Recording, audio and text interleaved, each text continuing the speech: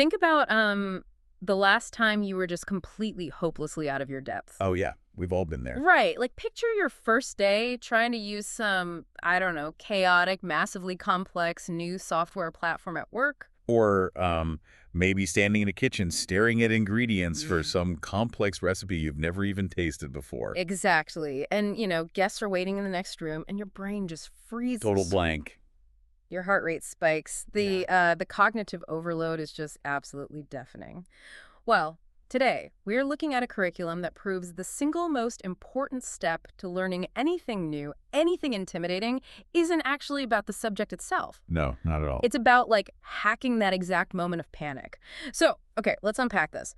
Our source today is an instructional curriculum, and it's literally titled English for Beginners, Classroom, and Everyday Expressions. Yeah, and I know what you might be thinking. Like, Right. I already speak English. Why do I care? But even if you are perfectly fluent, the architecture of this specific lesson is, it's basically a master class in human psychology. It really is. It strips away the illusion of how we think we acquire complex skills, and reveals the raw underlying mechanics of how we actually do it. And to give you some context, we are looking at a very specific moment in this source material. We are analyzing day 2. Right, day 2. Day 1 is in the rearview mirror.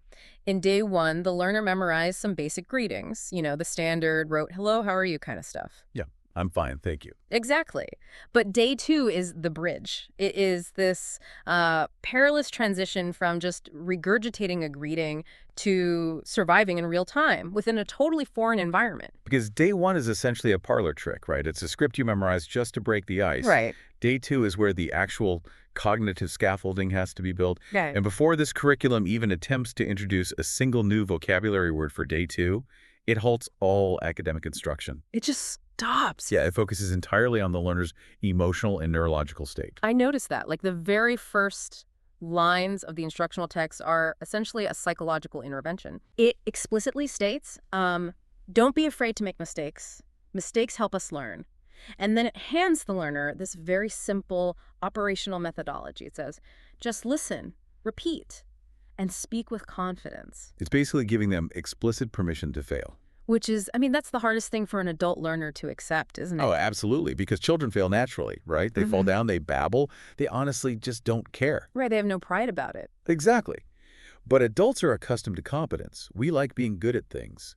So when we step into a beginner's role, our ego perceives that lack of competence as a massive social threat. Wow, a social threat. Yeah, and physiologically, the amygdala fires up, creating anxiety. And that anxiety